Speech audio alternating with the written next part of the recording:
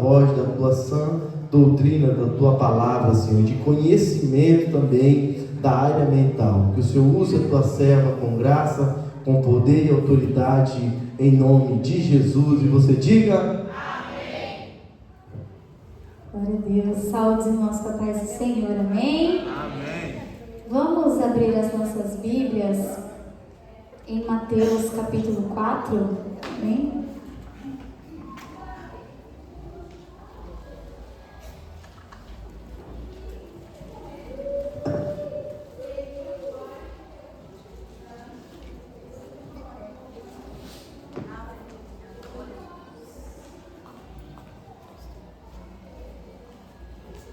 Glória a Deus.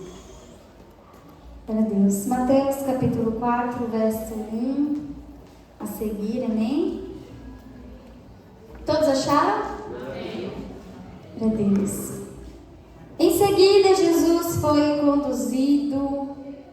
Vou levar ele, né? Em seguida, Jesus foi levado pelo Espírito ao deserto para ser tentado pelo diabo. Depois de jejuar 40 dias e 40 noites, teve fome. O tentador aproximou-se dele e disse: se és o Filho de Deus, ordena que estas pedras se transformem em pães. E Jesus respondeu: está escrito, nem só de pão viverá o homem, mas de toda palavra que procede da boca de Deus. Então o diabo levou a cidade santa, colocou-o na parte mais alta do templo e lhe disse: se és filho de Deus, joga-te daqui para baixo, pois está escrito, ele dará ordem aos anjos dele ao seu respeito. Com as mãos eles o segurarão, para que você não tropece em pedra alguma.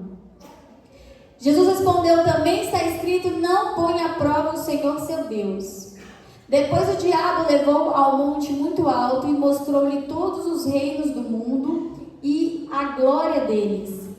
E ele disse: tudo isso te darei, se prostrado me adorares. Então Jesus lhe disse: retire-se, Satanás, pois está escrito, adore ao Senhor o seu Deus e só a ele preste culto. Assim o diabo o deixou e imediatamente os anjos vieram e o serviram. Glória a Deus. É só até aqui. Podem se aceitar nessa noite, amém?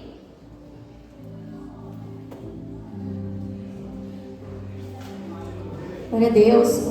Nós estamos no segundo dia da nossa série de mensagens, né, de três dias. Nós estamos no meio. Hoje nós estamos falando sobre a esperança em meio às crises, aos momentos em que nós passamos por crises, sejam elas emocionais, espirituais, sejam elas de ordem mental. Semana passada nós tivemos aqui um pastor que é psicólogo, que tratou justamente da área neurológica, da nossa área física, da nossa mente, química, né? E hoje nós vamos tratar de outros aspectos, de outros tipos de crise que o cristão pode estar passando. Amém? E é importante, eu quero deixar até aqui grifado, lembrar, irmãos, que nós precisamos ter o discernimento de entender quando nós estamos passando por uma crise de ordem emocional ou espiritual, ou quando nós estamos com algum problema realmente físico, como depressão, ansiedade, e que também essas coisas estão interligadas, como o pastor falou semana passada, nós somos corpo, alma e espírito, então nós estamos interligados, né? Como se fosse uma balança, e quando é colocado os três na balança, ela atinge o equilíbrio. Se algum deles está pesando para mais ou para menos, há um desequilíbrio, há um desarranjo nas nossas emoções, nas nossas crises, nas nossas reações, mediante as situações do dia a dia, amém? Então, se você está passando por algum problema de ordem emocional, que seja por questão ou uma depressão ou uma ansiedade, que seja algo físico, que você precise de tratamento, procure um tratamento, amém? E para fixar isso e também já não me justificar, mas eu coloquei aqui um pouco do que aconteceu comigo e para os irmãos entenderem por que a pastora está ministrando se ela não é psicóloga, se ela não é terapeuta, se ela não é psicanalista. Porque, queridos, eu estou em um processo de tratamento de terapia. Meu Deus, a pastora está com depressão. Não, não estou com depressão, mas eu cheguei a um princípio de depressão. Não chegou a depressão em si, mas a minha psicóloga chegou a ficar preocupada. O que aconteceu com você, pastora? Vou falar igual a pastora Valenice, eu vou tentar resumir em poucas palavras aqui para que você entenda. Aproximadamente um ano atrás, em setembro do ano passado, eu tive uma crise de ansiedade. O que aconteceu? Não sei. Eu acordei um dia, eu peguei o meu carro, eu fiz minhas coisas em casa, peguei meu carro e fui numa reunião na escola que o Theo estuda hoje. Era a futura escola dele. Ele ia transferir do infantil para a primeira série. E eu tinha marcado a reunião para ir lá fazer a matrícula, pagar as coisas, né, conversar com a diretora, conhecer a escola. Peguei meu carro, fui para lá. Quando eu cheguei na rua da escola, eu entrei na rua, só que eu não achei uma vaga. E a rua era mão única. E eu dei a volta e coloquei o carro na contramão. Os irmãos têm noção que a minha mente desligou. E depois que eu passei da crise, que eu comecei a perceber que naquele momento em que eu estacionei o carro, algo dentro de mim já estava desligando. E eu sentei na mesa com a diretora, ela conversando, e de repente, irmãos, a minha mente desligou. A pessoa falava comigo, eu estava vendo o que ela estava falando, mas aquilo ali entrava no ouvido e saía no outro. É como se o meu corpo estivesse ali, mas a minha mente já estava desligada, eu não estava ali 100%. E eu lembro de que acabou a reunião, eu entrei no carro e eu não me lembro como eu cheguei em casa. Eu simplesmente vim dirigindo ali da Avenida da Saudade até aqui onde eu moro. Eu vim dirigindo, eu não me lembro como, eu não me lembro da estrada, eu não me lembro do percurso, eu não me lembro se eu corri, se eu andei devagar, eu não me lembro. Eu lembro de chegar em casa e tinha ficado a louça do almoço para lavar, porque não tinha dado tempo, eu tinha horário para estar na reunião. E de repente, quando eu vi aquela louça, eu despiroquei, como dizem. E aí eu comecei a ter todos os sintomas físicos de uma crise de ansiedade. Eu comecei a ter tremores no corpo, eu comecei a ter formigamento de um lado do corpo só. Começou a me dar... Alguém já teve crise de ansiedade aqui?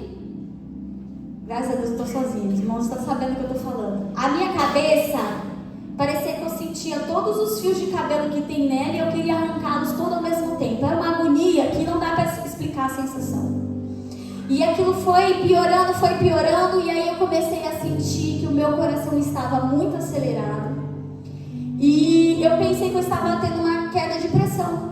E aí eu fui pro meu quarto, deitei, e o Lucas chegou e falou: você tá bem? Eu falei: eu acho que a minha pressão tá baixando. E aí eu deitei, ele falou: vou pegar uma água pra você. E comecei a puxar o ar e o ar não vinha. E eu falei: meu Deus, eu tô tendo um derrame, a minha cara tá formigando, eu vou morrer. E aí me deu um estralo, falou: você está tendo uma crise de ansiedade. E aí eu comecei, pouco conhecimento que eu tenho, eu comecei a fazer uma respiração diafragmática, que é uma técnica para se acalmar. E comecei a tentar buscar o ar, não dos pulmões, porque eu estava muito nervosa, mas do diafragma. Eu comecei a tentar me acalmar, fui me acalmando. E quando eu consegui externar o que estava acontecendo, eu liguei para um amigo meu que é psicólogo, e ele me explicou que eu estava tendo realmente uma crise de ansiedade, me ensinou algumas técnicas para me acalmar e falou: olha, procure uma psicóloga, porque o que você teve foi uma crise de ansiedade. E isso foi em setembro, e eu consegui a psicóloga, consegui os encaminhamentos, enfim. E quando eu cheguei na minha primeira sessão, ela perguntou: o que aconteceu com você? Eu falei: não sei. Eu estava bem, estava num dia normal, vivendo a minha vida normal. Ela falou: ninguém entra numa crise de ansiedade do nada. E aí foi quando, irmãos, ela abriu a caixinha dentro da minha cabeça. E aí ela começou a tirar tudo que estava lá dentro, para conseguir entender qual foi o gatilho. E nesse vai fazer um ano que eu estou em tratamento, em terapia, eu consegui entender os pontos gatilhos que ativaram a minha mente, que fizeram com que eu tivesse essa crise. Você teve outras? Em um ano eu tive mais ou menos umas 4 crises de ansiedade, dessas mais intensas. Mas como eu comecei o tratamento cedo, eu consigo controlar quando eu vejo que o meu gatilho está sendo ativado e que eu posso ter uma crise. Por que eu estou falando isso para você? O que isso tem a ver com a pregação de hoje? Enfim, eu estou contando isso para você porque as pessoas acham que nós, líderes, pastores, somos super-heróis. Que nós não temos depressão, que nós não temos ansiedade, que a gente não chora, que a gente não se descabela, que a gente é um super crente, que é normal, a gente é muito espiritual, a gente anda por cima dos problemas e tá tudo bem. Só que fora, a Aline, ela não é definida por um cargo eclesiástico. A Aline é um ser humano. Pastor Antônio, ele é um ser humano. Ele é de carne e osso, ele tem neurônios, ele tem problemas, ele tem, como a pastora Valdenice falou aqui, coisas que aconteceu no passado dela, que não sei quantos anos depois ainda estão marcadas nela. Que pode não afetar muito para uns, mas talvez para ela afetou. E a gente acha que fingir que nada aconteceu vai solucionar o problema. Não, mas o Senhor esqueceu. O Senhor, todos os nossos pecados foram deixados para trás. Mas nós precisamos resolver. Olha o exemplo que ela usou de José.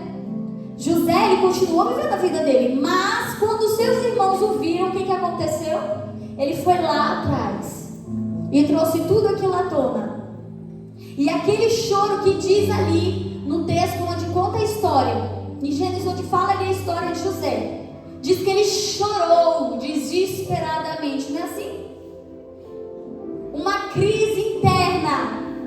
A gente tem que começar a ler a Bíblia e entender que homens e mulheres de Deus passam por crises, passam por problemas, que nós não somos superiores, nós não somos super-heróis. Não é porque nós estamos na igreja que nós não vamos ser acometidos por doenças emocionais. Não, irmãos. Muito pelo contrário. Se nós espiritualizarmos tudo, como a pastora estava orando, e esquecer que nós somos de carne e osso, nós vamos ficar doentes eternamente. E o que isso tem a ver?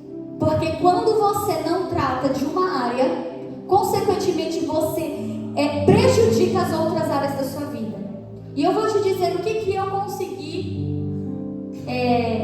dificultar a minha vida quando eu comecei a ter as crises de ansiedade. Eu comecei a identificar. Eu comecei a ter problemas gastrointestinais. Eu comecei a ter refluxos. E eu percebi por quê? Porque eu ficava rouca. Eu cantava e já ficava rouca. E eu canto, irmãos, me gargalando desde que eu me conheço por gente. A minha voz é fina e aguda assim, desde que eu me conheço por gente. Mas eu comecei a não alcançar as notas, eu comecei a ver que eu estava ficando rouca. E eu achei que eu estava com algum problema na prega vocal. Quando eu fui no gastro, ele falou assim: minha querida, o que você tem é gastrite nervosa.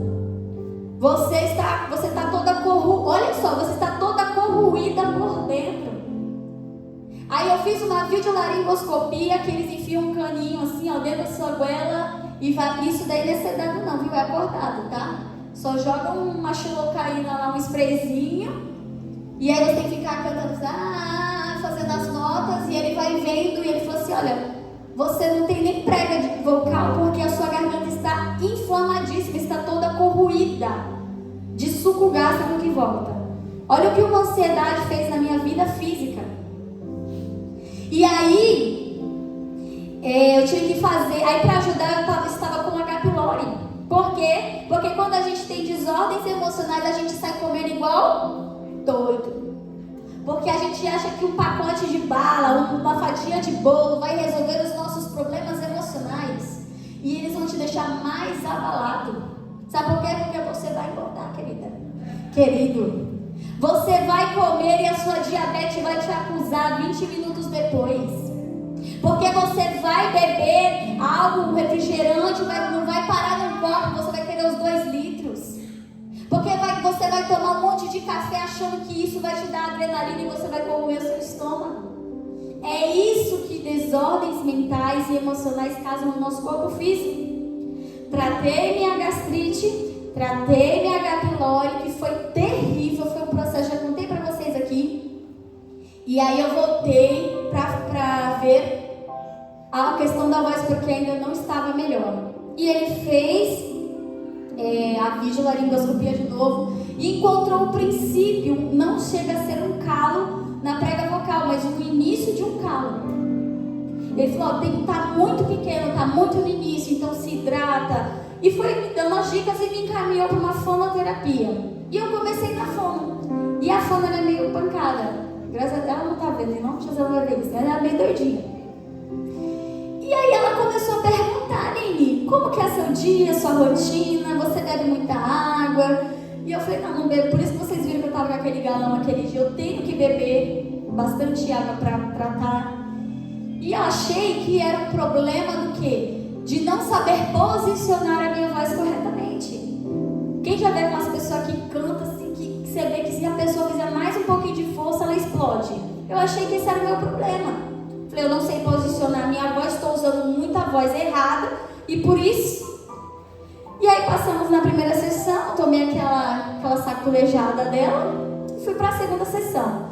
E eu conversando com ela, e ela falou assim, você parece uma pessoa tão calma. Eu falei, doutora, a senhora não me conhece. E ela falou, mas me fala um pouco sobre você. E de repente uma terapia de fundo virou uma terapia pessoal. E eu comecei a falar que eu era uma pessoa estressada, uma pessoa ansiosa, que eu estava em tratamento para ansiedade, passando por terapia semanal. E ela falou assim, o seu calo vocal, esse princípio de calo vocal, na verdade é um estiramento da sua prega vocal, que é um músculo, porque você anda muito nervosa, muito tensa.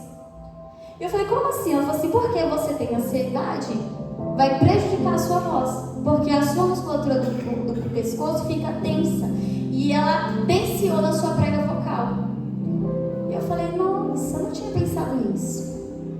E aí eu percebi que quando eu fico mais tensa, mais ansiosa, eu sinto dor na região da prega vocal. E eu percebi que a ansiedade prejudicou a minha voz. Então, quando eu tenho que usar a minha voz, eu tenho que passar um dia mais tranquilo, tentar me acalmar mais para que não prejudique. Olha só o que é ansiedade, o que é uma depressão, o que é uma pessoa estressada pode causar fisicamente. Agora, espiritualmente, para eu correr aqui para o texto. Quando você fica enfermo por causa de uma desordem emocional, a primeira coisa que você vai questionar é: por que, Senhor? Por que eu estou doente, Senhor? Por que eu estou passando por isso? Quantas pessoas têm câncer porque têm mágoas dentro de si que se tornam cânceres? E aí a pessoa vai questionar a Deus, e aí Deus fala, por que você não libera o perdão? E a gente começa a entrar em crises. Eu vou dizer a gente, porque não é Deus que coloca, a gente se coloca em crises espirituais, porque na verdade a nossa mente não está bem. Porque a gente precisa se encontrar, se identificar, para a gente conseguir entender o que nós cantamos aqui agora, que Ele é nosso Pai, que Ele não é um carrasco, que Ele não está aqui para maltratar, para fazer a gente sofrer, que Ele empurra a gente para o deserto, que Ele não é ruim. Nós que somos rebeldes, nós que somos teimosos. Ah, mas Deus não leva para o deserto? Leva. Mas todas as pessoas que Ele mandou para o deserto, Ele esteve com elas. O povo no Egito, o povo que saiu do Egito foi para o deserto, Deus estava com. José que estava na prisão, Deus estava com. Jesus no caminho para a crucificação, quem estava com Ele? O Pai. Nós achamos que nós estamos ali no estreito, no deserto, e a gente começa a colocar na nossa vida crises espirituais que tem, na verdade, um princípio de desordem emocional e que nós precisamos cuidar. Então, não olhe para mim assim, tadinha da pastora, tá fazendo terapia. Então você fala assim, graças a Deus que ela tem juízo e foi procurar ajuda. Porque o meu problema não é o pastor Antônio, que é o meu pastor, iria resolver. Não é a minha liderança do louvor que iria resolver. Não é a minha professora de canto que iria resolver. É um profissional que identificou o meu problema, que identificou a raiz da minha crise de ansiedade. E é sobre isso que eu quero falar. Porque dentro desse texto onde Jesus ele foi tentado, eu identifiquei todos os pontos que eu passei na minha vida, nessa minha descoberta de por que eu estava assim. E talvez você nessa noite se encontre aqui. E eu quero te dizer que não só nós vamos ver os tipos de crises que nós podemos passar, como Jesus se comportou mediante essas crises. Então nós vamos para o verso 1 que diz assim: em seguida, Jesus foi conduzido pelo Espírito ao deserto. Foi conduzido pelo Espírito. Então quer dizer que o Espírito foi com Jesus. Ele estava com Jesus no deserto. E o que é interessante é que ele foi levado ao deserto para ser tentado. Só que antes, vamos pegar alguns textos antes. Mateus 3,17. Põe para mim. Só voltar um pouquinho. Então uma voz dos céus disse: este é o meu filho amado, em quem eu tenho prazer. Jesus ele foi batizado ali por João Batista, e ao ele submergir nas águas, ouviu-se uma voz dizendo: este é o meu filho amado, em quem eu tenho prazer. E logo em seguida, um momento bom, um momento onde estava sendo testificado a todos ali que ele era Cristo, Filho do Deus vivo. Ele foi levado pelo Espírito Santo ao deserto para ser tentado pelo diabo. Olha que loucura! Acabou de tirar ele ali das águas para testemunhar ali o batismo. Disse: ó, esse aqui é meu filho, eu tenho prazer, eu tenho alegria. Aqui a minha versão diz assim, que me dá grande alegria. Esse é meu filho que me dá grande alegria. E logo em seguida ele foi conduzido pelo Espírito de Deus ao deserto para ser tentado. Deixa eu te dizer uma coisa que eu escrevi aqui. Eu até falei pro Xande, eu falei: Xande, Deus está me dando umas coisas aqui que ele gosta, né? Xande, ele gosta dessas revelações assim que vai dando. E Deus foi falando para mim: diga para os meus filhos que eu não sou só o bom pastor que leva aos pastos verdejantes. Eu também sou o Pai, o Espírito, alguém que leva para o deserto para ser tentado pelo diabo. Mas a gente só quer ir para os pastos verdejantes. O Senhor é meu pastor e nada me faltará, deitar, me faz em verdes pastos firmes. A gente só sabe falar do bom. Aí eu só quero ir por coisa boa. Mas e se Deus quiser nos levar para o deserto? Aí a gente entra numa crise achando que se a gente está numa situação desfavorável é porque Deus nos abandonou. E aí a gente começa a entrar num loop que é o mesmo que o povo do deserto, o povo do Egito fazia. Quando o Senhor traz coisa boa, a gente louva, mas dá um aperto, reclama. A gente prega contra, mas a gente faz igual. E aí o Senhor falou para mim: eu não sou só o Deus que leva aos pastos verdejantes. Eu não tenho só água tranquila. Às vezes vai ter que andar por cima do mar turbulento. Às vezes vai ter que ir para o deserto. Mas diga para eles que eu continuo sendo bom. Eu continuo sendo Deus. E eu continuo com eles, independente do local que você esteja. Independente do momento em que você esteja passando, seja num pasto verdejante ou seja no deserto para ser tentado, Ele continua contigo. Ele continua contigo. O deserto é a testificação. Olha o que o pastor falou. Após o deserto, eu chego nas águas tranquilas. Exatamente. A promessa era me levar para lá. E se ele disse que ele é o filho amado, após o deserto se confirmou que ele é o filho amado. E no final ainda tem o quê? Que tem um socorro. Que é a testificação, justamente o socorro de Deus. A gente vai chegar, o pastor está pegando, está dando spoiler aqui no final. Glória a Deus, é que a mãe tá trabalhando junto, né, pastor? Glória a Deus. E a gente vai pro verso 2. Depois de passar 40 dias e 40 noites sem comer, ele teve... Quem aguenta aqui ficar 40 dias sem comer? Tem alguém? Quem aguenta ficar 30 dias sem comer? 20? 20 dias? 10 dias. 10 dias sem comer. Só que o texto diz que, ele diz assim, depois de passar 40 dias e 40 noites sem comer, ele teve fome. Ou seja, ele pensou em comer depois de 40 dias. A gente não ia aguentar ficar jejum de 12 horas. Ai, meu Deus, eu não estou aguentando, Senhor. Não vou aguentar. É assim, né, irmãos? Eu sou assim também. Eu passo a manhã inteira sem comer. Eu não tomo café da manhã. Mas no dia que eu faço jejum, rapaz, eu acordo. E tá uma luta aqui. Come. Olha, só uma coisinha, dá uma beliscadinha. Nossa, você tá com fome, sua barriga tá roncando. É assim. É para matar a carne mesmo. E aí a gente vem para a primeira esfera que Jesus foi atacado, que foi a crise física. O seu corpo sentiu fome. O seu corpo sentiu necessidade de se alimentar. E quantos de nós passamos por crises físicas e cedemos?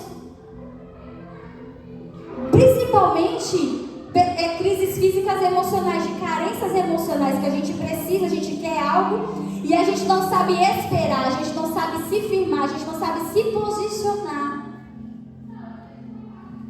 E aí a gente se coloca em uma situação desfavorável.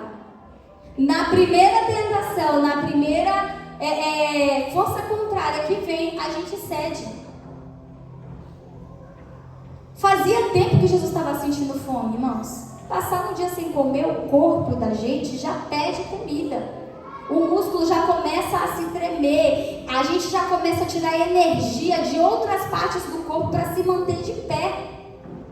Mas ele manteve firme. E o que eu tenho para dizer para você?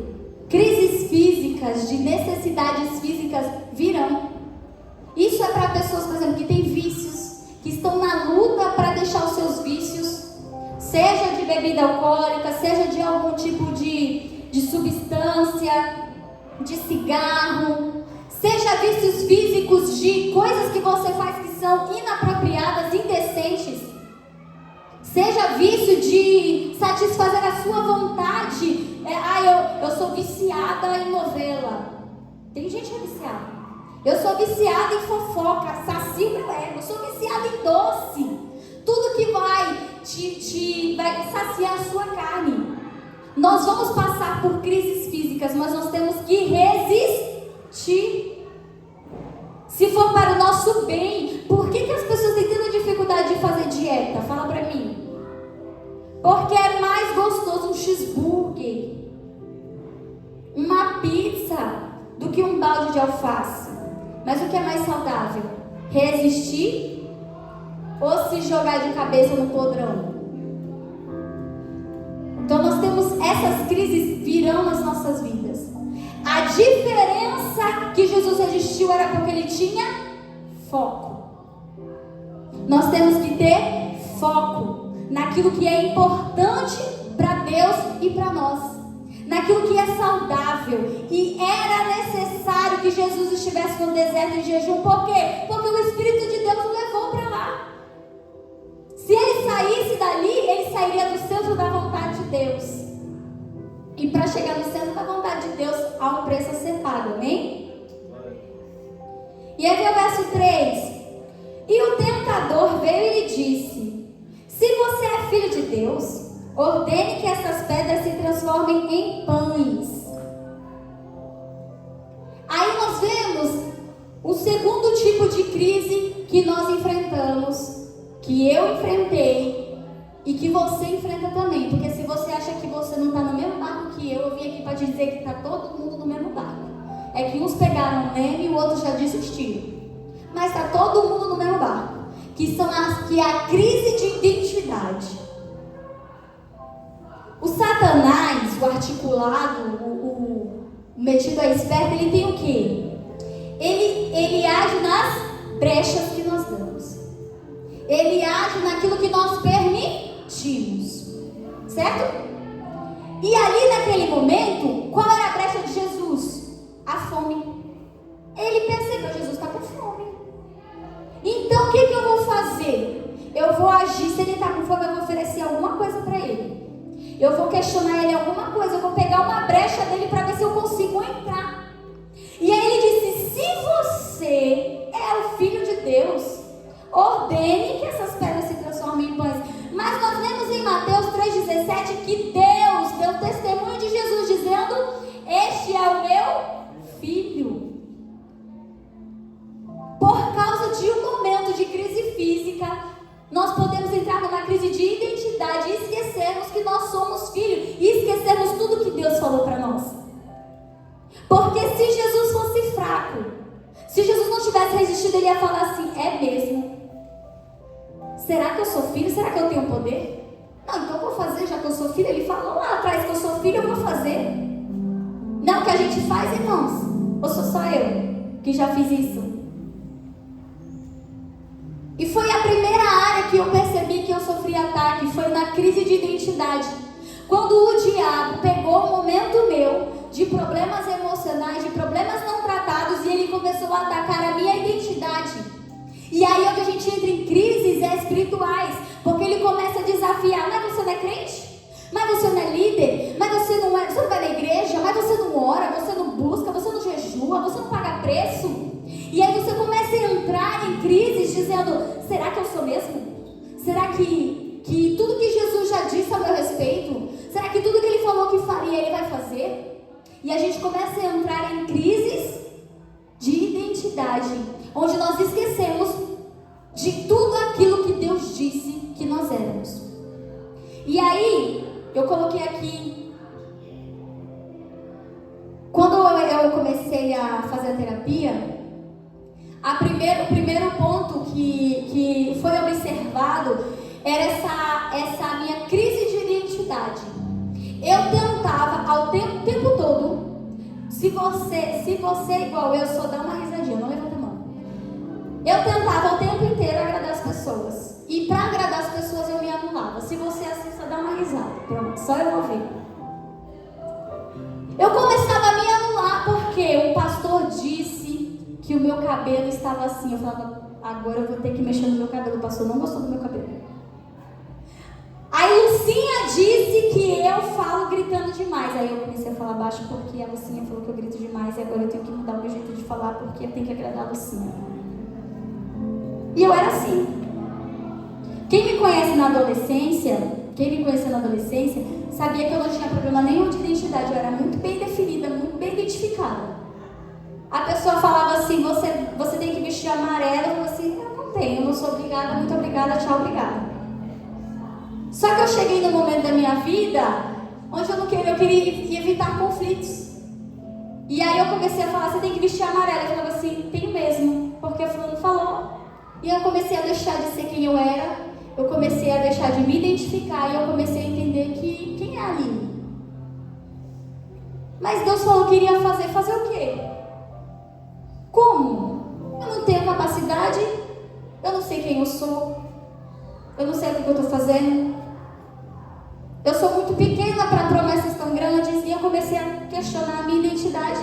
Eu comecei a questionar tudo aquilo que Deus já falou que iria fazer. Porque, como você sabe, Aline, porque Ele falou, Ele testificou o desejo do coração dele e do meu coração. Mas, deixa eu te dizer, o tentador vai vir perguntar para você, será que vai mesmo? Será que você vai permanecer firme? Será que você vai aguentar esse rojão mesmo? Será que Deus está contigo mesmo? Será que tu é o filho amado mesmo? Ele vai vir. Você acha que ele vai falar assim, Deus falou, não vou fazer nada? Não.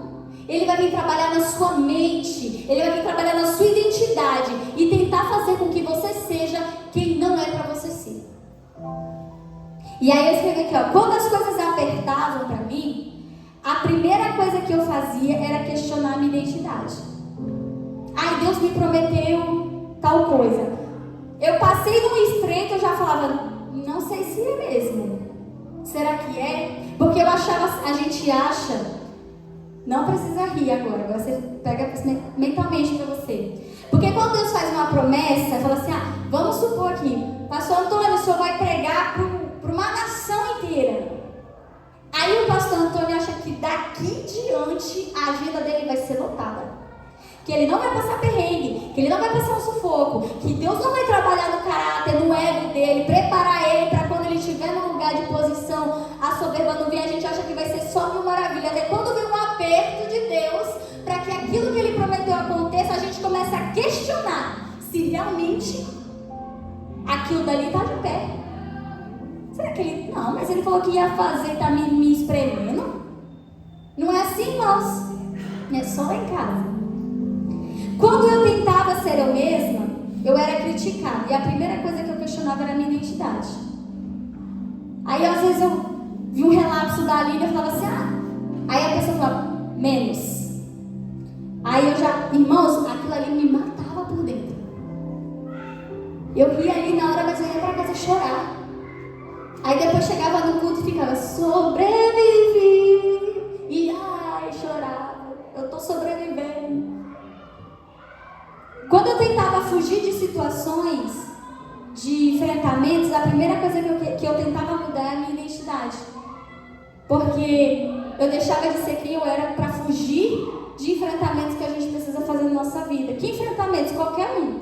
Seja uma mudança de comportamento, seja uma mudança de caráter, seja enfrentamento de alguma pessoa, com alguma situação. Aí a gente começa a deixar de ser quem a gente é para não ter que enfrentar aquela situação, para não se colocar numa situação constrangedora.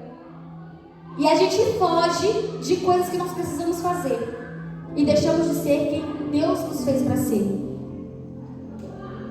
E o principal, quando as pessoas falavam de mim, e fala até hoje, que eu sei que fala, a primeira coisa que eu fazia era atacar a minha identidade. Irmãos, quando eu sabia que alguém falou de mim, meu Deus do céu, eu queria me justificar. É só eu que fazia isso? Não, mas eu não sou pastor. Vai lá e fala para eles de mim, dá teu testemunho, vai lá e fala que eu sou uma pessoa boa. A gente tem muitas pessoas que são assim, não, mas eu não sou, deixa eu explicar, deixa eu mostrar quem eu sou. A pessoa já disse que não gosta de mim, mas eu vou mostrar para ela. Aí, irmãos, eu fui me anulando. Eu fui perdendo a minha identidade. Satanás não gostava de Jesus ali. Se tu é o filho de Deus, então faz aí. Tornou bonzão? Faz aí, então. Foi isso que o diabo fez com Jesus e é isso que ele tenta fazer com a gente. Mas eu quero te dizer que a sua identidade, ela tem que estar firmada em Cristo. Se Cristo te chamou para ser um ser, uma pessoa com uma identidade, não mude a sua identidade. Não venda o seu propósito, não venda o seu caráter. Não deixe as promessas de Deus para trás por causa de uma crise de identidade. Que todos nós ou passamos e já vencemos, ou estamos passando, ou vamos passar futuramente. Todos nós. Se você já venceu a sua crise de identidade, parabéns, ajude quem não venceu ainda. Reafirme. Nós temos muita dificuldade de reafirmar o ministério do outro. Sabe, pastor, Deus abençoe sua vida, o seu ministério é uma bênção, você é uma bênção, continua. A gente tem essa dificuldade. Já falei, já preguei sobre isso. De incentivar. Os jovens estão aí, estão fazendo abertura, dando uma palavra. Eu mando mensagem para eles lá. Eu falo, gente, eu tenho orgulho de vocês, do que vocês estão fazendo. Desenvolvam o trabalho de Deus na vida de vocês. Pode perguntar para eles. Se eu não falo, gente, parabéns, gostei, pegaram a vassoura, limparam a igreja no congresso. É isso aí. Sabe, não deixar de fazer aquilo que Deus nos chamou para fazer. Não deixar a identidade ser abalada por nada, por ninguém. Porque quando Deus nos formou, Ele criou o propósito dentro de nós. E por tão pouco, nós deixamos de viver os propósitos de Deus. Nós mudamos a nossa identidade. Por tão pouco, Então, às vezes uma palavra, um olhar, uma indireta. Às vezes a pessoa não está falando nem de você, mas a gente está tão doente por dentro que acha que é pra gente, já toma aquilo ali como uma verdade. O ponto 4, versículo 4, que diz assim: Jesus, porém, respondeu: as Escrituras dizem, uma pessoa não vive só de pão, mas de toda a palavra que vem da boca de Deus. A sua resposta, a resposta de Jesus deve ser a sua. Eu sou quem o meu Pai diz que eu sou. Ele disse aqui, nem só de pão vive o homem, nem só de necessidades físicas vive o homem, mas o homem vive de toda a palavra que sai da boca de Deus. E quando o Senhor Deus disse haja luz, houve luz. Quando ele disse haja terra, ele fez a terra. Quando ele disse haja seres, houve seres. Então a palavra de Deus, ela cria. A palavra de Deus lançada, ela torna o que não existe, ele faz existir. Eu não posso gritar que já o calo pega aqui.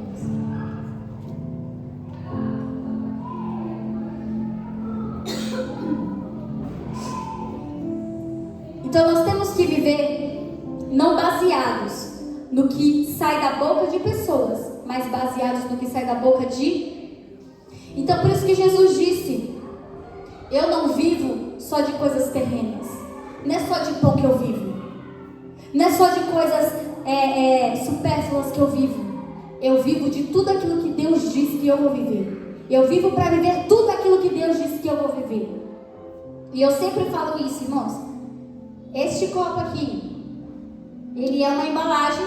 O que tem dentro dele? Água. Quem colocou essa água aqui dentro? O fabricante, não é isso? Mas aí, alguém chegou aqui e disse que não tem água, que isso aqui é uma coca. Você vai acreditar em quem? No fabricante que fez? Ou você vai acreditar em mim que estou dizendo que é coca? Você vai acreditar em quem? Fabricante. Por quê? Porque foi ele que fez. Ele que fez esse copo. Ele que colheu a água. Ele que colocou aqui dentro. Ele que fechou. Quem te fabricou foi Deus. Ele sabe o que tem aí dentro. Ele te conhece mais do que qualquer outra pessoa. Ele sabe do seu potencial. Ele sabe das suas limitações. Ele sabe das suas dificuldades. E ele sabe das suas facilidades. E não tem ninguém que vai dizer que aí dentro tem coca se ele colocou água. Ninguém vai poder dizer não vai dar certo se ele disse que vai dar certo. Ninguém vai poder dizer não vai prestar se ele disse que vai prestar. Porque eu sou aquilo que o meu Pai diz que eu sou. Eu vivo da palavra, de toda a palavra que vem da boca de Deus. Glória a Deus. E foi isso que a minha psicóloga falou pra mim, sem ser crente. Mas você é quem? E eu falei pra ela que eu era crente, que eu era pastora, que eu conto tudo, que tem que contar tudo, irmão, não pode esconder nada, viu? É igual oração. Falei, eu sou assim, eu sou desse jeito, eu falo assim, eu me comporto assim. E ela falou assim, mas você disse quem você é. E as pessoas estão dizendo que você é outra coisa. Então você tem que ser quem você é. Quem Deus fez, como Deus te fez. Você tem que ser aquilo que Deus fez você. Você me empolei toda aí, vocês não entenderam? E aí eu comecei a recuperar a minha identidade, a Aline que estava perdida dentro de mim.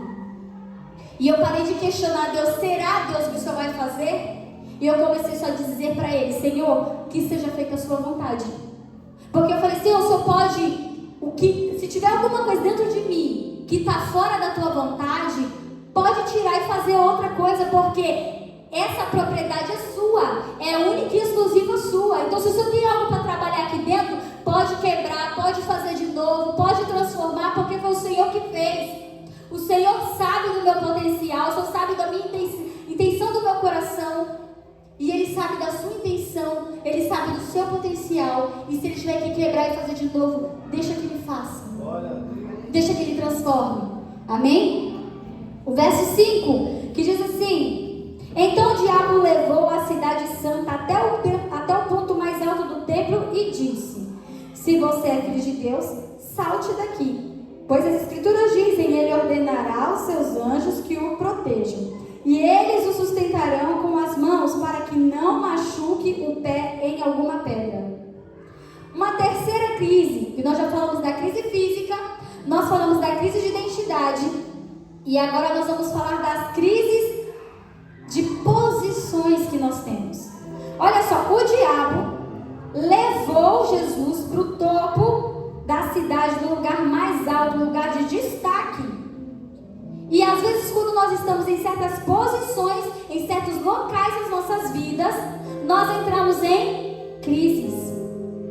Talvez, às vezes nós estamos em lugares que não esperamos estar, lugares que somos às vezes colocados ali de surpresa, e nós entramos em crises, seja ela para o lado positivo ou negativo, seja num trabalho, seja num emprego novo que você está, seja numa faculdade, num curso, seja às vezes num relacionamento, numa amizade, numa situação que você se colocou.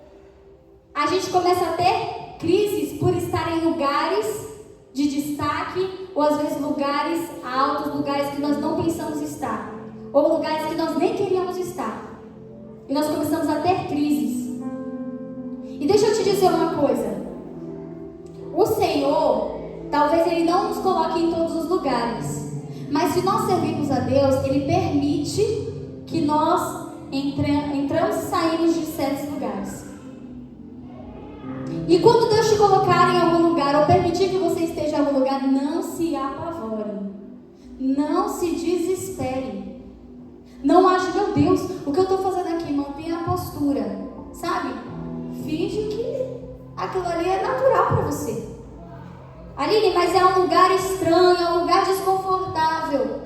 Mas o Senhor disse: onde eu colocar a planta dos meus pés, ali eu prosperarei. Seja em qualquer área, seja em qualquer lugar. Mas é uma situação desfavorável. Quando o diabo levou Jesus ao topo do monte ali, e estava ali na cidade santa, ali no ponto mais alto, talvez fosse um lugar que desse medo, talvez fosse um lugar que não desse medo, mas o texto não diz que Jesus tremeu. Diz que ele esteve lá e fez o que? Fez uma proposta para Jesus. Ah, se você é filho de Deus, se joga, porque Ele vai vir te acudir, Ele vai vir te socorrer. Quando nós estamos em lugares onde nós não esperamos, sabe o que é testado em nós? A nossa fé. Quem já reparou isso? Seja em lugares bons ou lugares ruins, quando você é tirado da sua zona de conforto para qualquer outra região, seja ela boa ou ruim, a primeira coisa que é testada é a sua fé. E aí eu venho para a quarta crise que nós enfrentamos, a crise na fé. Se Deus disse isso tudo ao seu respeito, por que você está passando por essas coisas? Olha só, Ele levou lá em cima e falou: se você é filho de Deus mesmo, se joga, faz, aí Ele vai te socorrer. E aí a gente entra numa crise de fé, onde a gente se pergunta: será que eu tenho fé o suficiente para permanecer, para continuar, para insistir? Isso tudo, irmãos, é uma sequência de coisas que acontecem. Sabe, a gente sai de uma região, por exemplo, eu cheguei no consultório dela, tranquila, eu falei assim: não, vou aqui abrir meu coração, eu vou falar, vou chorar, tem até aquele negócio para deitar, eu falei: vou deitar, vou pegar o lenço, vou ficar tranquila aqui.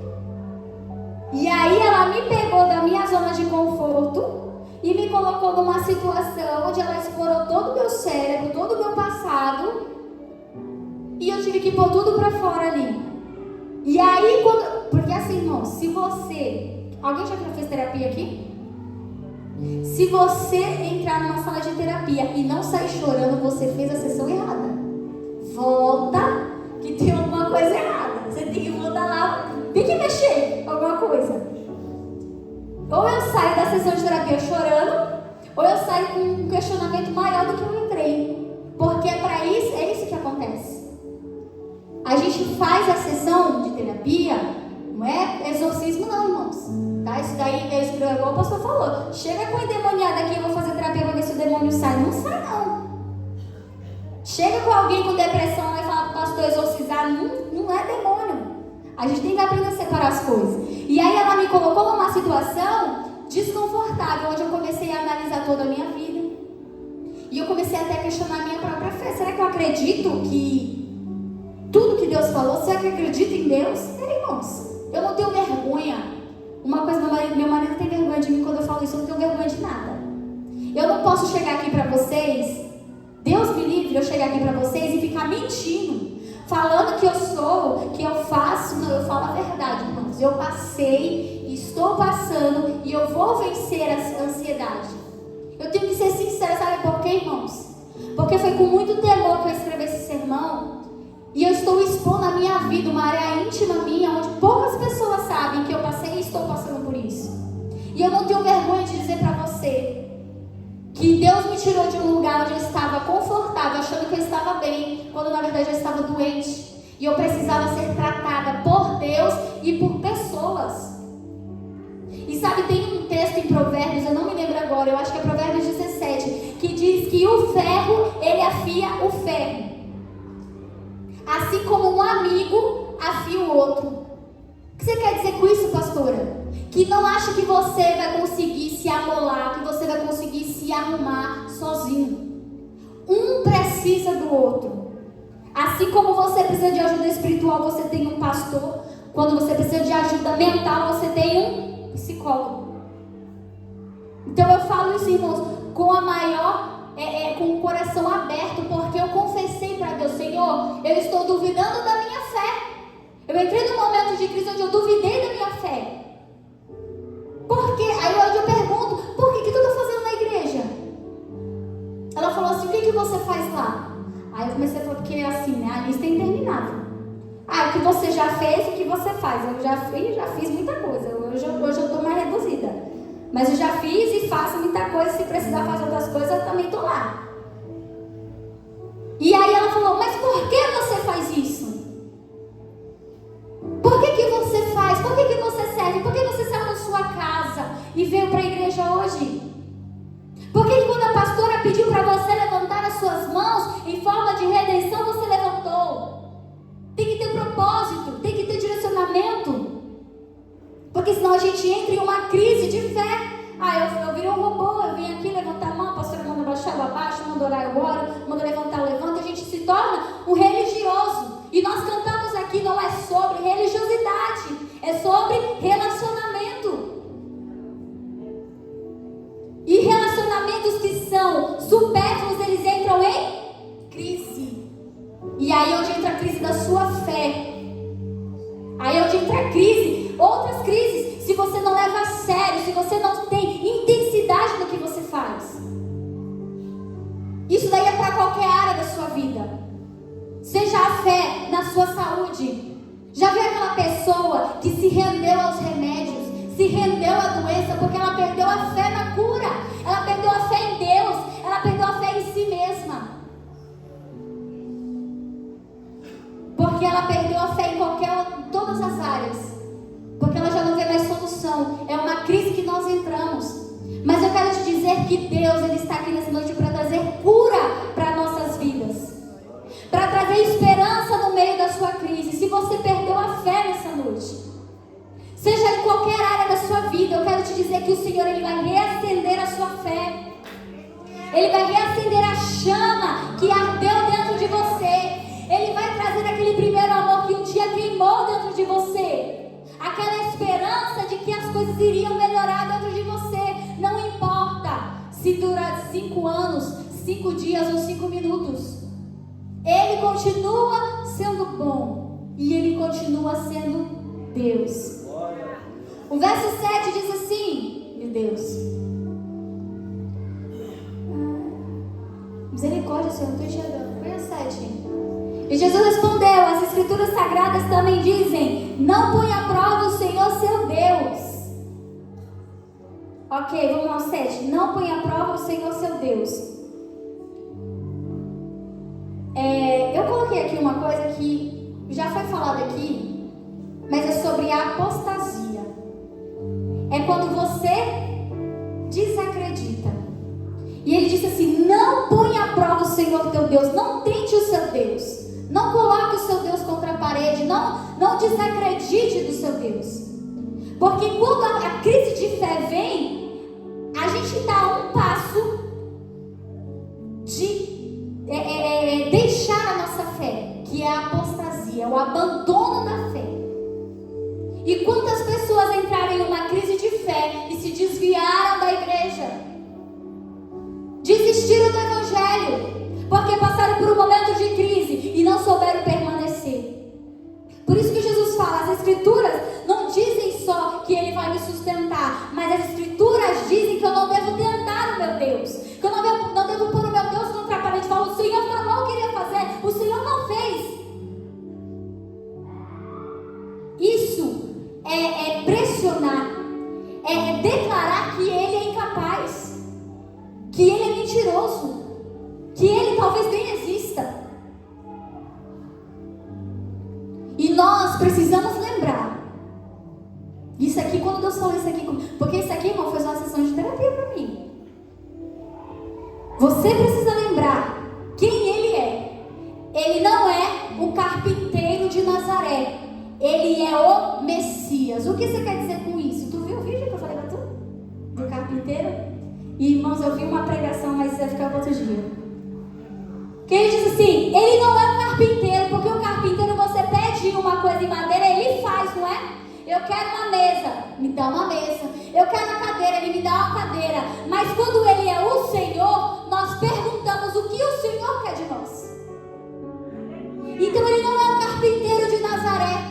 Ele foi até uma certa idade na sua vida. A partir do momento que Ele revelou o seu propósito, Ele deixou de ser o carpinteiro e passou a ser o Senhor das nossas vidas. Então Ele tem um lugar nas nossas vidas. Não é porque não está acontecendo ou nós estamos passando por crise que Ele deixou de ser Deus, que Ele deixou de ser o Senhor, que Ele deixou de ser o nosso Pai. Ele não é o carpinteiro, Ele é o Senhor. Ele não é o carpinteiro, Ele é o nosso Pai. Então quando o diabo vier dizendo para você: mas Ele não ia fazer, mas Ele é o Senhor, Ele sabe quando Ele vai fazer, como Ele vai fazer, a hora que Ele vai fazer. E se não chegou ainda, porque não é que Ele não fez, é porque quem não está pronto para receber sou eu. Porque o povo saiu do Egito e era para eles andar quanto tempo? Quem sabe? 40 dias. Eles ficaram quanto tempo? Mas a terra prometida estava pronta, sim ou não? Mas quem não estava pronto para receber a terra? O povo. Como que pode, irmão? Às vezes a pessoa fica lá: eu estou há 20 anos orando por uma bênção e o Senhor está preparando. Não está nada. Quem não está preparado somos nós para receber essa bênção. Porque nós queremos o carpinteiro, nós não queremos o Senhor. Nós não queremos que Ele seja o Senhor. Então quando o diabo ele vem com propostas, a gente aceita, a gente acredita e a gente entra numa crise de declarar que Ele é mentiroso e que Satanás está com a verdade. E nós colocamos o nosso Deus abaixo e as nossas vontades acima. Então que nós devemos ter cuidado, porque Ele ainda é Deus e eu não posso questioná-lo. Eu posso conversar, eu posso perguntar, porque eu tenho intimidade para isso. A Bíblia nos dá respaldo. Eu posso perguntar: Senhor, por que o Senhor está fazendo agora? Mas o Senhor não vai fazer, não? Por que você está falando isso? A gente não faz isso. Mas tem gente que faz. Tem gente que questiona. Casa mal e fala: por que o Senhor me deu este marido ou esta mulher? O filho dá trabalho. Por que o Senhor me deu um filho assim? Hoje eu fui na escola do Theo e ela falou uma coisa que mexeu muito comigo. Que ela falou assim: o seu filho, para as mães, né? Não é só para o meu não. Seu filho, ele vai ser intimamente ligado a você até os 10 anos de idade. É onde ele vai querer ter relacionamento contigo. É onde ele vai aprender contigo. Depois que ele passar dos 10 anos, ele não vai querer mais sair com a mamãe. A mamãe vai virar mãe.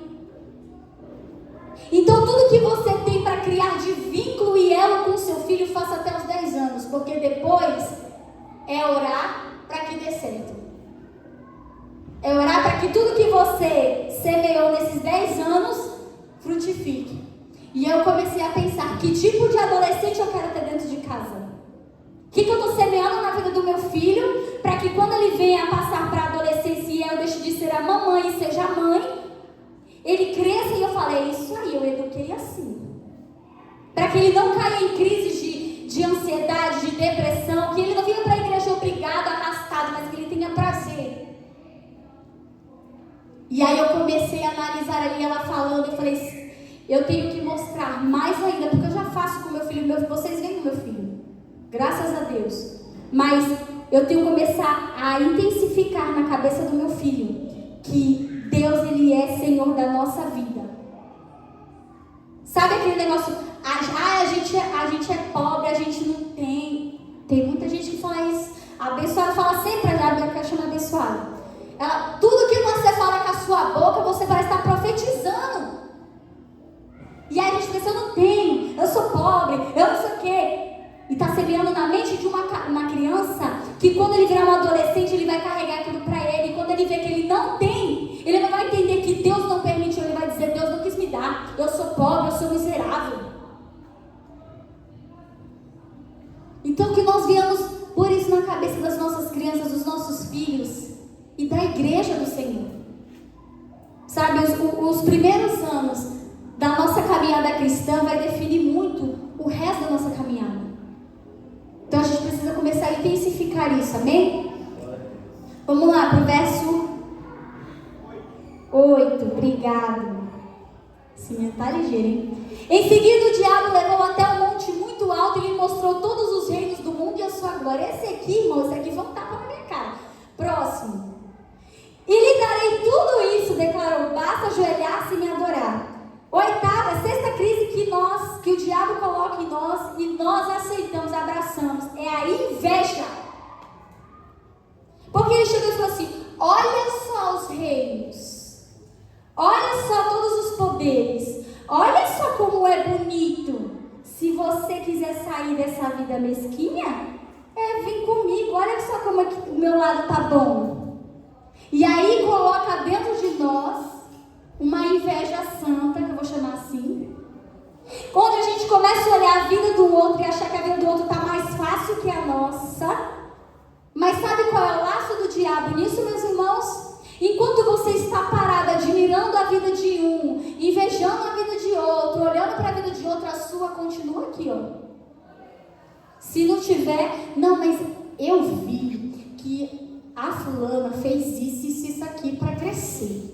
Então eu vou fazer também, só que o seu trajeto é outro, o seu caminho para a terra prometida é outra, o seu ministério é outro, o jeito que você fala é outro, o jeito que você prega é outro, o jeito que você canta é outro.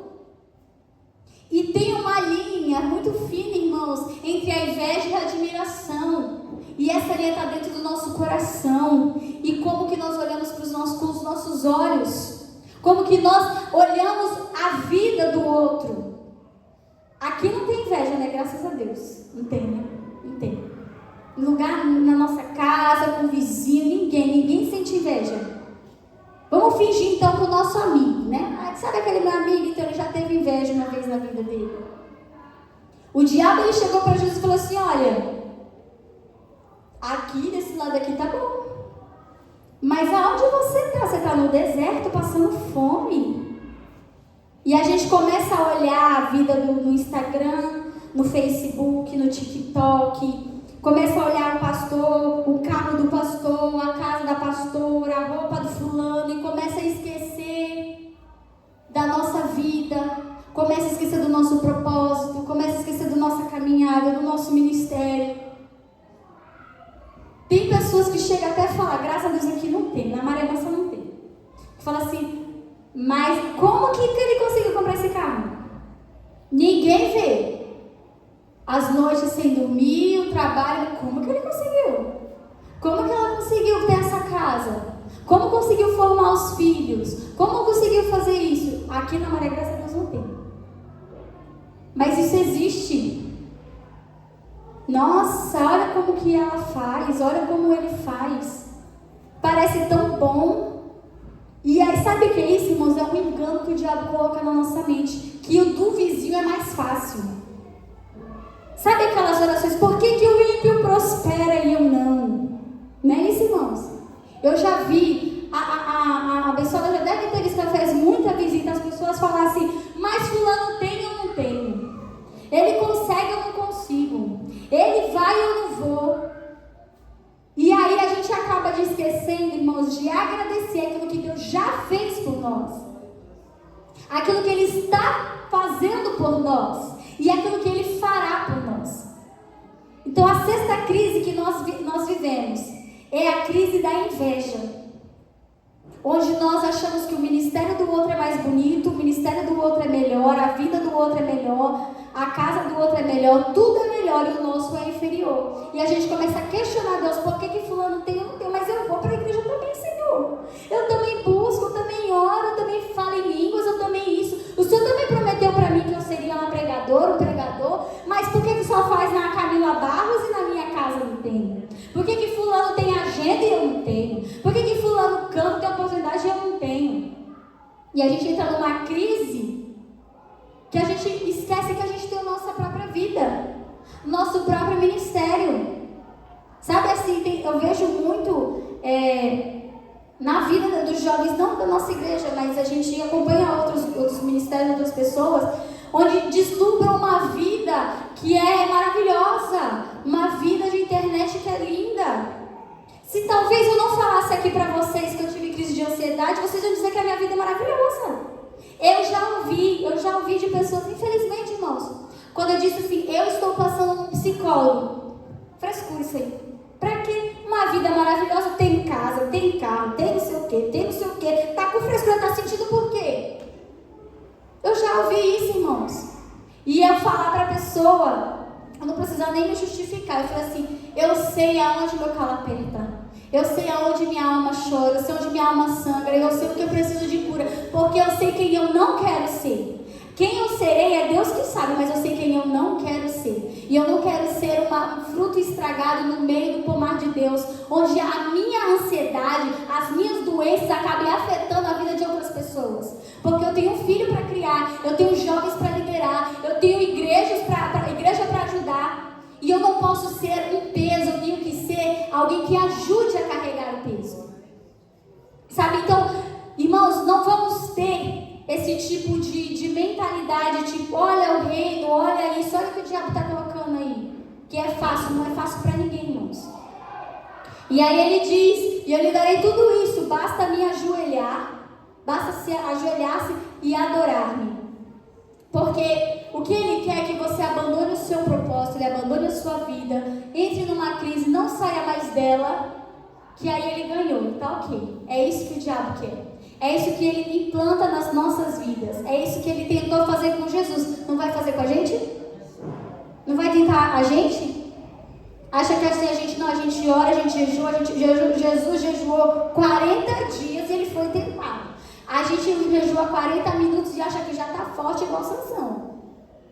Então que nós vamos ter essa reflexão das nossas vidas. E eu coloquei assim, o que o diabo ele faz? Ele confunde a nossa mente, ele nos distrai, coloca inveja, cobiça, faz a gente se questionar o porquê do outro, o porquê o meu demora, será que eu nasci para isso? Será que eu deveria estar aqui? Será que essa aqui é a minha igreja? Será que eu devia ajudar? Será que eu devia fazer? Porque o fulano faz e prospera e eu faço e não prospero? E a gente começa a questionar toda a nossa vida. E ele diz, basta ceder, se render à minha vontade. Ou seja, é mais confortável se render à vontade do maligno do que à vontade de Deus, porque ele mostra uma facilidade. Mas a vontade de Deus, ela gera frutos, ela transforma. A dele parece bonita, mas quando você morde essa maçã, por dentro está podre. Veja o exemplo de Eva com a serpente. Mas é bonita essa fruta, come. Tá tudo bem para você, fica tranquila. Na hora, irmãos, que ela abocanhou, o que aconteceu? Olha aí, eu realmente tive o conhecimento do bem e do mal. Mal sabia eu que isso não era bom. Então é isso que o diabo faz. Jesus ele diz no próximo: saia daqui, Satanás, pois as escrituras dizem: adore o Senhor seu Deus e sirva somente a Ele. Quando vier, irmãos, esse tipo de coisas, nós temos que ter autoridade para repreender essas crises. Tem que ter, irmãos. Não adianta ter medo, não adianta fugir, não adianta correr. Nós temos que ter autoridade para repreender as ações, as investidas de Satanás nas brechas que nós vamos dar no decorrer das nossas vidas. Nós temos que ter autoridade. Autoridade, repreenda, põe a mão, ora, jejua, paga o seu preço e tem autoridade. Você é o sacerdote do seu lar, você é o sacerdote da sua família, você que sabe o preço que Jesus pagou para que você estivesse aqui hoje. Não deixe que o diabo coloque mentiras e crises na sua cabeça, na sua vida. Tenha essa autoridade. Jesus falou: sai daqui, ainda nem conversa. Saia daqui agora, porque eu só adoro meu Deus. Eu só faço aquilo que Ele quer que eu faça. Eu só vou onde Ele quer que eu vou. Nós temos que ter essa autoridade. E aí o 11 diz que... O 11. Hã? O 11 travou o computador, perdão. E o 11 diz assim: então o diabo foi embora e os anjos vieram e serviram Jesus. Quando nós vencemos a crise, quem aqui já teve crise de ansiedade? Quando a gente passa do momento da crise, depois que ela vai embora, dá um baque, a gente fica mal, fica triste, parece que os hormônios vai lá embaixo, a gente fica, igual o pastor falou aqui, a gente fica mal, a gente fica cansado. Eu, depois que eu tive as crises, assim, quando tem alguma coisa assim que eu vejo que vai despertar, que eu consigo vencer, me dá uma canseira, um sono, uma vontade de ficar só deitada ali, recuperando as energias, sabe? E aí eu coloquei assim: quando nós vencemos a crise, né, quando vencemos a Satanás, quando vencemos os nossos problemas e chutamos essas coisas para longe, fique tranquilo. Porque assim como Deus enviou um anjo para trazer alimento para Jesus e suprir as necessidades de que ele precisava, o Senhor também providencia para você aquilo que você precisa para continuar vencendo as suas crises. Porque eu tenho uma novidade para você: não é a primeira, não é a última que você tem, seja ela em qualquer dessas áreas. Mas uma coisa eu te digo: quando você vencer, o Senhor estará lá te esperando para fortalecer, e Ele estará contigo na crise, passando contigo essa crise. Fique com esse final, que o Senhor, Ele está conosco. Ah, é difícil, Ele está conosco. Eu passei, Ele está conosco. Eu venci, Ele está conosco. E Ele vai providenciar aquilo que nós precisamos, não o que queremos, mas o que nós precisamos para continuar vencendo, para continuar sobrevivendo às crises, até que nós obtenhamos a cura plena, seja na área que você estiver. Então essa é a mensagem que eu quero passar para os irmãos, amém? Não fiquem com uma visão errada a respeito de terapia, a respeito de tratamento, a respeito de crises. Sabe, se você vê uma pessoa em crise, não julgue, abrace, acolha, incentive, dê palavras de ânimo, ore com essa pessoa. Talvez ela tenha problemas mais graves do que o seu, talvez ela não saiba como lidar, talvez ela tenha um passado diferente. Sabe, às vezes eu falo isso para o jovem: porque o meu pai, a minha mãe, alguém fez isso. Eu falo assim: mas como que ele foi? Como é que ele foi criado? O que ele tem de referência? Nós temos que ter essa sensibilidade de entender e força para vencer. E essa força nós encontramos em ajuda, seja ela dos homens ou seja ela de Deus. Amém? E eu quero agradecer a oportunidade em nome de Jesus e já passo para o pastor Antônio. Amém?